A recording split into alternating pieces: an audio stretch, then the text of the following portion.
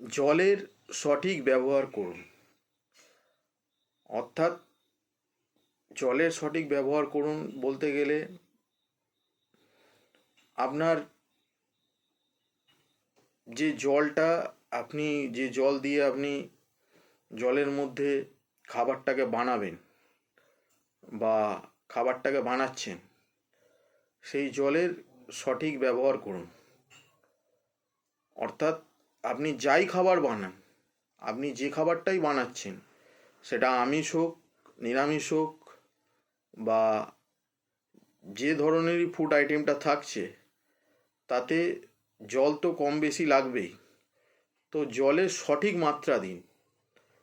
অর্থাৎ যে ফুড আইটেমই বানাচ্ছেন আপনি, সেটা আমিষ হোক বা নিরামিষ হোক, অর্থাৎ যে আহারটা আপনি বানাচ্ছেন, সেটা আমিষ আহার হোক বা নিরামিষ আহার হোক, যে খাবারটাই বানাচ্ছেন সেটাই জল তো কম বেশি লাগেই।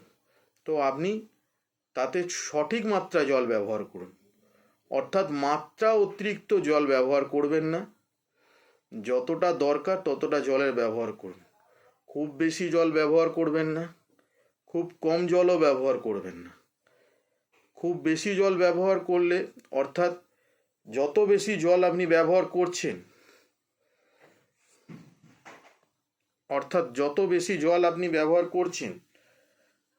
ততই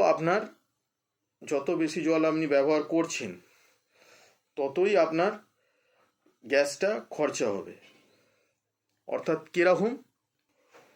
হ্যাঁ, অর্থাৎ যত বেশি জল দিচ্ছেন, অর্থাৎ আমি যদি একটা উদাহরণ দিই, উদাহরণটা হচ্ছে, আপনি ধরুন একটা গ্যাস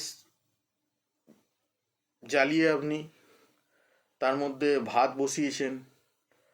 তো ভাতটা বসিয়েছেন, অনেকক্ষণ ধরেই ভাতটা বসিয়েছেন। ভাতটা বসানোর পর আপনি দেখছেন যে ভাতটা ফুটছে। তো ভাতটা ফুটতে ফুটতে ফুটতে ফুটতে অনেকক্ষণ পর আপনি দেখছেন যে জল কমে গেছে। তো আপনি জল দিয়ে দিলেন। তো জলটা যতটা পরিমাণের দরকার, আমি এটা উদাহরণ দিলাম, আমি এটা প্রথমেই আপনাদেরকে বলছি যে আমি এটা উদাহরণ দিলাম। তো যতটা পরিমাণের দরকার, আমি আপনাদেরকে আবার বলছি, এটা উদাহরণ দিলাম। এরকম অনেক কিছু আছে, শুধু ভাতের বেলার ক্ষেত্রে নয়। শুধু ভাতের ক্ষেত্রে যে এক, বা আপনি নিরামিষের ক্ষেত্রে এক, বা আমিষের ক্ষেত্রে আলাদা, বা আর এক, বা নিরামিষের ক্ষেত্রে আলাদা বা আর এক, এরকম না। সব কিছুর ক্ষেত্রে আমি ভাতকে দিয়ে উদাহরণ দিলাম। কীরকম ভাতকে দিয়ে উদাহরণ দিলাম? যে ভাতটা ধরুন ফুটতে ফুটতে এবারে ধরুন জলটা শুকিয়ে গেছে, আপনি জল দিলেন, সেই জলটা যাতে মাত্রা অতিরিক্ত না হয়। অর্থাৎ জলটা যতটুকু দরকার ততটুকুই আপনি জলটা দিলেন। অর্থাৎ জলটা যতটুকু দরকার ততটুকুই জল দিলেন। অর্থাৎ কিছুটা বেশিও দিলেন না, কিছুটা কমও দিলেন না, যতটুকু দরকার ততটুকু দিলেন। এবারে যদি বেশি জল দেন তাহলে কি হবে? কম জল দিলে আপনার ভাতটা হয়তো অন্যরকম হয়ে যাবে। এবারে অনেক সময় কম জল দিলেও কোনো অসুবিধা হয় না। যদি জল কমও দেন কোনো অসুবিধা হবে না। কিন্তু জল যদি বেশি দিয়ে দেন, আপনি বলবেন জল বেশি দিলে তো আমার কোনো কিছু অসুবিধা হবে না, আমার ভাত তো যেরকম বা সেরকমই থাকবে। বা আপনার তরকারিতেও যদি ধরুন জল বেশি দেন, কোনো অসুবিধা হবে না, একই থাকবে। কিন্তু সব জায়গায় কিন্তু এক হয় না। যেরকম ধরুন কোনো ক্ষেত্রে কোনো কিছুতে সম পরিমাণ জল দিতে হয়, কোনো কিছুতে স্বল্প পরিমাণ জল দিতে হয়, কোনো কিছুতে একটু বেশি জল দিতে হয়, কোনো কিছুতে একদমই কম জল দিতে হয়, আর কোনো কিছুতে জল দিতেই হয় না। সেরকম হচ্ছে, যতটুকু দরকার ততটুকু জল দিন। যতটুকু জলের ব্যবহার করতে হবে ততটুকু জল ব্যবহার করুন।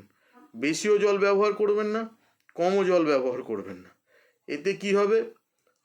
যদি আপনি কম জল ব্যবহার করেন, হয়তো আপনার যে খাবারটা বা যে ফুড আইটেমটা আপনি বানাচ্ছেন, তার ওপর আপনার একটা প্রভাব পড়তেও পারে, নাও পড়তে পারে। সেটা আপনি কি বানাচ্ছেন তার উপর নির্ভর করছে।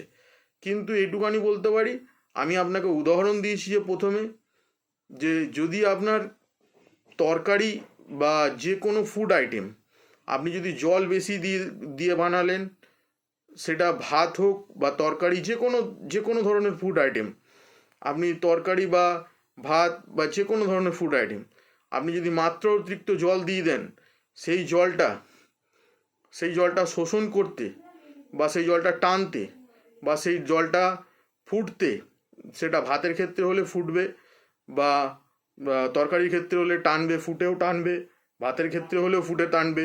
তো সেটা হতে আপনার অনেকটাই গ্যাস খরচা হয়। তো আপনি যদি কম জল দেন বা মাত্রা অতিরিক্ত জল না দেন বা সমপরিমাণ জল দেন, যদি আপনি মাত্রা অতিরিক্ত না জল দেন, যদি আপনি সমপরিমাণ জল দেন, তাহলে কি হবে, তাতে আপনার গ্যাসটাও বাঁচবে, গ্যাস খরচাটাও আপনার বাঁচবে, আপনার জিনিসটাও ভালো হবে।